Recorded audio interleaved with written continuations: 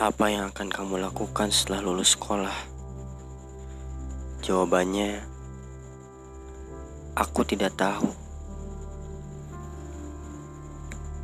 Aku hanya ingin segera bekerja dan menghasilkan uang, agar lekas membuat ibu dan bapak beristirahat dan tidak perlu bekerja lagi.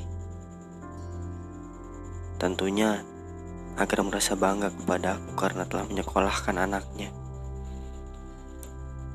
Ternyata tidak semudah apa yang direncanakan.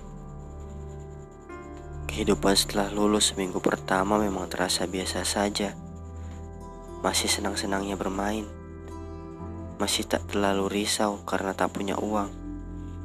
Juga belum banyak kawan yang sudah memilih jalan hidupnya.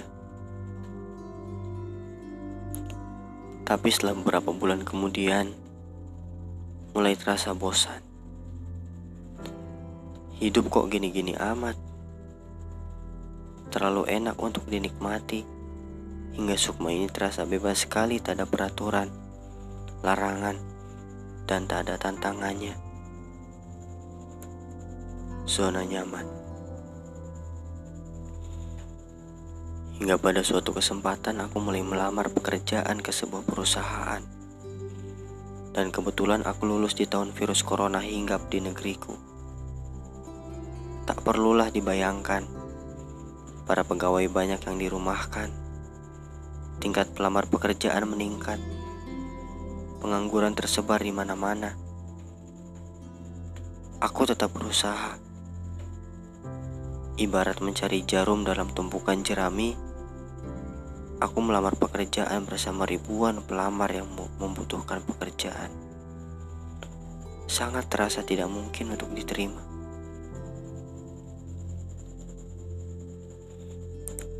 Udara dingin pagi dengan rumput basah air embun berubah menjadi suasana panas di terik mentari pukul 11 siang. Aku masih belum dipanggil untuk interview. Aku menunggu dan masih menunggu. Lalu Pak Security mengumumkan bahwa interview hari ini ditunda. Bisa dibayangkan perasaanku.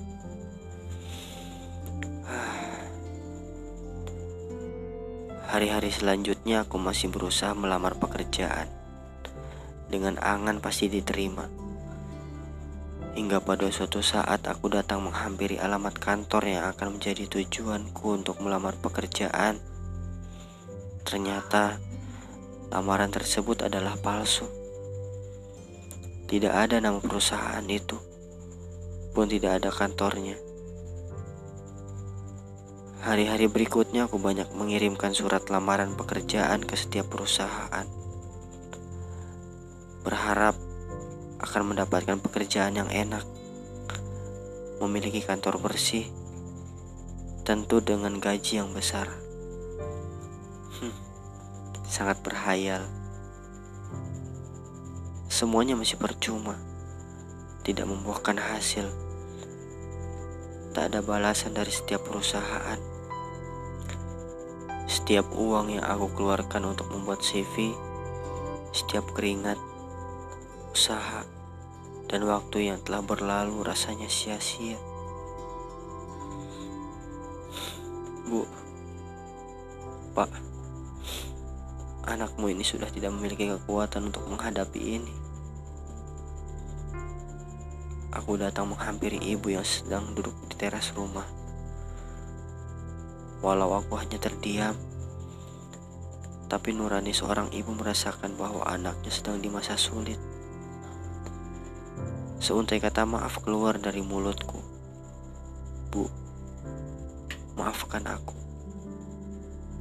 Maaf.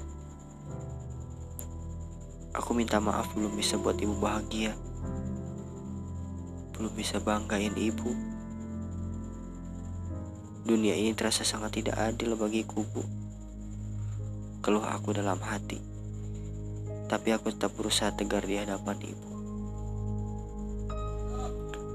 Dan ternyata ibu membaca curahan hatiku di handphone saat aku lelap tertidur di malam hari.